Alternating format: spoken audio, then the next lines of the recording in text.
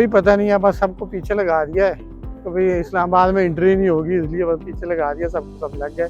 250 रुपये बताइए हैं, पता नहीं अब कितने पैसे ले रहे हैं ये। कोई बताया ही नहीं किसी ने भी इसका क्या फ़ायदा है, क्या नुकसान है, इसका बताया ही नहीं किसी ने। बस सुनने में आया कि लास्ट डेट 20 नवंबर दिया गया है, जिसके बाद इस्लामाबाद में एंट्री नहीं होगी। क्योंकि मैं पिंडी का रिहायशी हूँ तो रोज़ाना जो है वो इस्लामाबाद एंट्री होती है, तो उस सिलसिले में बचने के लिए जो है आज मैं आया हूँ। लाइन्स तो बहुत लंबी है यहाँ पे, लेकिन ज़रूरी भी है।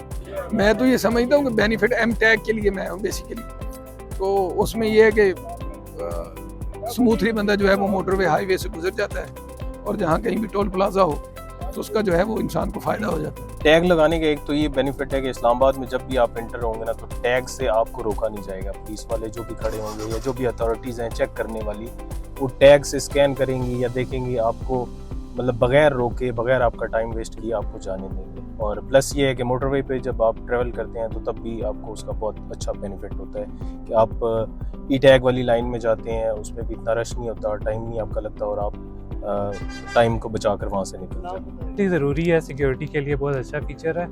बस थोड़ा सा ये रश का थोड़ा सा इशू है सिर्फ, और इसके अलावा तो कोई इशू नहीं है। लेकिन आज मुझे पता चला है कि शायद डीसी की मैंने भी थोड़ी देर पहले पोस्ट देखी थी, उन्होंने शायद सेंटर्स ज़रूर इंक्रीज़ किए, मुझे पता नहीं था, वरना मैं किसी और सेंटर में चला जाता। बहरहाल बहुत अच्छा इनिशिएटिव है, बाहर तो चलता ही ये सब कुछ है, लेकिन अब यहाँ पे भी शुरू हो रहा है, अच्छी बात है। ये जो सेंटर्स हमने प्लेस किए हैं उसका पर्पज़ ये है कि हमारे जो कम्यूटर्स हैं, कस्टमर हैं, उनके लिए एक कन्वीनियंस हो। हमने और भी लोकेशंस पे भी बहुत शॉर्ट टाइम में हमने अपने एम टैग सेंटर्स इंस्टॉल किए हैं, ताकि जो रश है वो सिर्फ एक जगह पे ना हो, वो डिस्ट्रीब्यूट हो सारी जगह पे।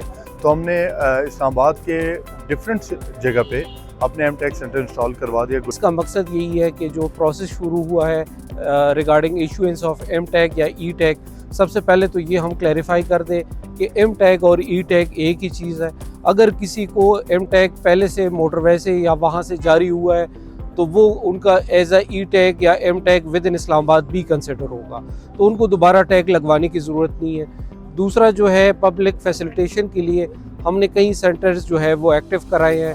पब्लिक से रिक्वेस्ट है कि वो अभी जो है वो जल्दी उस लिहाज से ज़्यादा वो ना करें, क्योंकि यहाँ पे रश ज़्यादा ना करें। एक सेंटर में रश है तो दूसरे सेंटर में जाए।